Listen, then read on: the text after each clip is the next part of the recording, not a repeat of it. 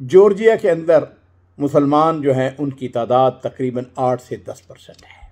देखिए, जॉर्जिया उन ममालिक में से एक मुल्क है जो कि इस्लाम के इंतहाई शदीद मुखालफ और दुश्मन मुल्क थे।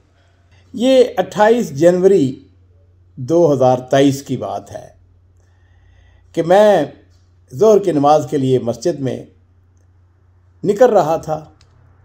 नमाज़ पढ़ने के बाद कि हमारा एक सऊदी दोस्त अबू हमद, उसने मेरा बाजू पकड़ लिया, हाथ मिलाया, बड़ी गर्मजोशी के साथ। हमारी बड़ी पुरानी दोस्ती है, हमारा वो हमसाया है।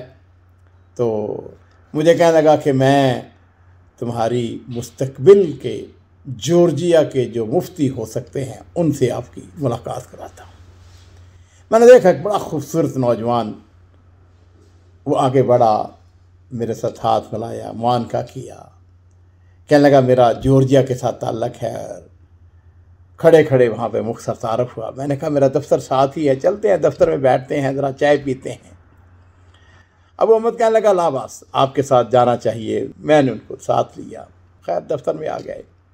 अजीज़ो, ये जो जॉर्जिया से आने वाले मेहमान थे, इसका नाम फैसल ओरोजोफ है और इन्होंने जॉर्जिया के बारे में और अपने बारे में जो मालूमात दी, मैं चाहता हूँ कि हमारे जो नाज़रीन हैं वो भी जानें। देखिए, जॉर्जिया उन ममालिक में से एक मुल्क है जो कि इस्लाम के इंतहाई शदीद मुखालफ और दुश्मन मुल्क थे।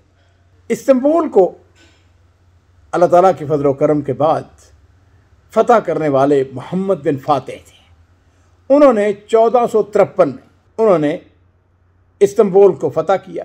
उसका नाम किस्तुनतुनिया था।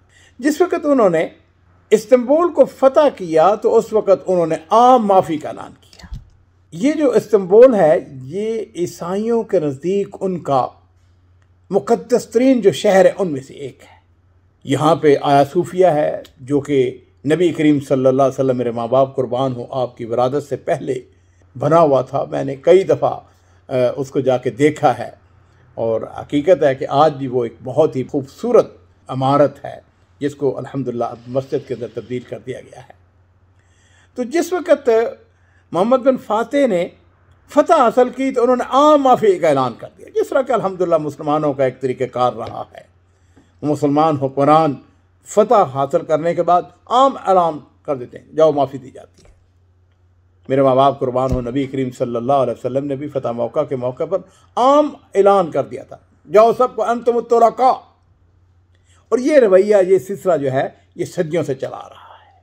मोहम्मद बिन फ़ातेह ने जब ऐलान किया तो उसके बावजूद बहुत सारे लोग, बहुत सारे ईसाई वहाँ पर रह गए, लेकिन बहुत सारे ईसाइयों ने जॉर्जिया का रुख किया। जॉर्जिया जो ये तुर्की के शुमाल में वाक़ है।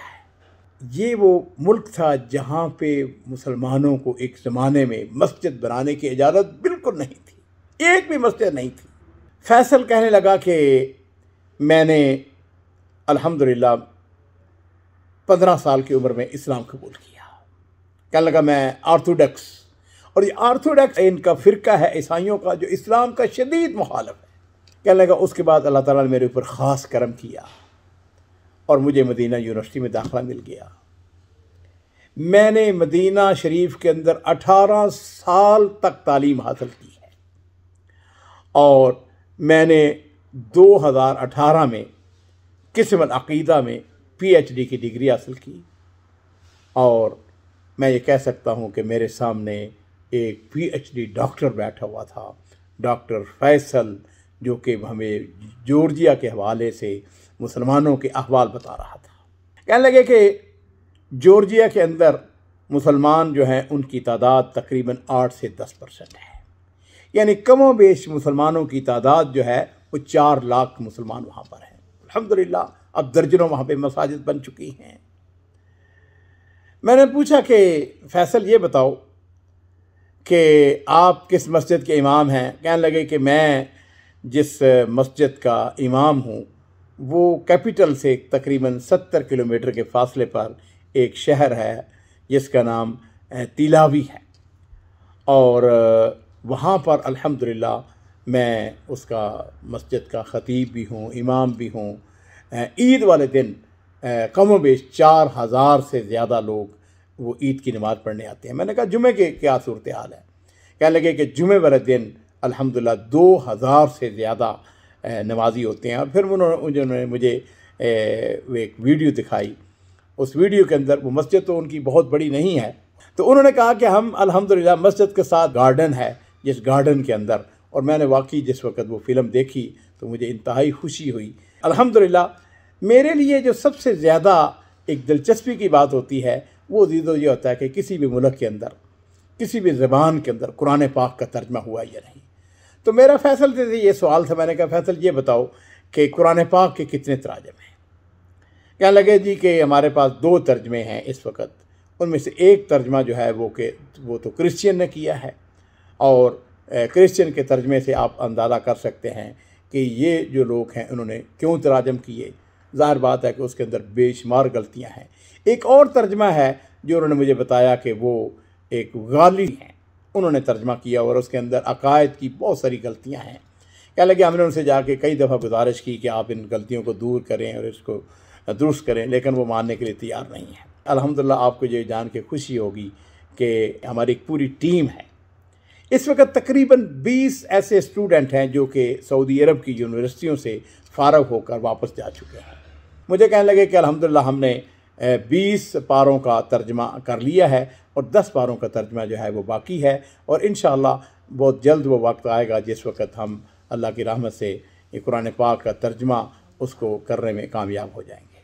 मुझे कहने लगे कि कमो बेश 10,000 से ज़्यादा लोग हैं जो कि अल्हम्दुलिल्लाह इस अकीदा अहल सुन्नत वल जमा से तल्लुक़ रखते हैं, और इस वक्त उनकी 8 मसाजिद हैं। मेरा एक सवाल था कि लिटरेचर छापते हैं या नहीं छापते, तो कहने लगे नहीं, गवर्नमेंट प्रेस में अंदर ये मुसलमान अपना जो इस्लामी लिटरेचर है उसको नहीं छाप सकते। अलबत्ता बाज़ प्राइवेट प्रिंटिंग प्रेसेस हैं जो कि ख़ासे महंगे लिटरेचर वो शाया करते हैं, और यही वजह। मेरा अगला सवाल था, मैंने कहा ये बताएं फैसल के वहाँ पर कोई इस्लामी बुक स्टोर भी है? मुझे कहने लगे कि नहीं, एक भी इस्लामिक स्टोर नहीं है वहाँ पर। तो बहरहाल अभी तक जितना भी लिटरेचर छपता है वो सब के सब वो फ्री होता है और फ्री तकसीम किया जाता है। यहाँ पर इस्लाम जो है वो सैयदना उमर फ़ारूक रज़ी अल्लाह ताला अन्हु के दौर में, उनके खिलाफत के दौर में आता है, और हज़रत उस्मान रज़ी अल्लाह ताला अन्हु ने फिर उसके ऊपर यहाँ से आगे जाकर भी अल्हम्दुलिल्लाह मुसलमानों ने इलाके फ़तह किए। सैयदना अब्दुल्ला बिन उमर रज़ी अल्लाह ताला अन्हु यहाँ से इलाके से गुज़रे थे यहाँ के, बल्कि उन्होंने सर्दियों के मौसम में क़याम भी किया था। सर्दियों के मौसम में ऑफ़कोर्स यहाँ पर बड़ी शदीद सर्दी होती है, और जहाँ तक इस मुल्क का ताल्लुक़ है, ये मुल्क एक गरीब मुल्क है लेकिन कदरे सस्ता है और बड़ा ख़ूबसूरत मुल्क है। यहाँ पे यकीनन बारिशें भी होती हैं और बहुत सारी नहरें भी हैं, बागात हैं। जिन लोगों को सैर और सियाहत के साथ दिलचस्पी है उनको इन इलाक़ों में ज़रूर जाना चाहिए। मैं आखिरी बात जो अपने नाज़रीन को अर्ज़ करना चाहूँगा वो ये है, आप जिस भी मुल्क में जाएँ, आप इस्लाम के सफ़ीर बन के जाएँ और वहाँ पर कोशिश करें जो इस्लामी इदारे हैं जो इस्लाम के लिए काम कर रहे हैं, लोगों को इस्लाम की आगाही दे रहे हैं, उनके साथ मुलाकात करें। उनके जो ज़िम्मेदारान हैं उनके साथ बैठें, चाय पिएँ, उनके अगर कोशिश हो सकते उनके साथ कोई तावन करें, उनसे पूछें उनके मसाइल क्या हैं। यकीन जानिए कि इन इदारों के साथ आपका मिलना, उनके साथ बैठना, उनको तसल्ली देने, उनको हौसला देना, ये बहुत बड़ी बात है।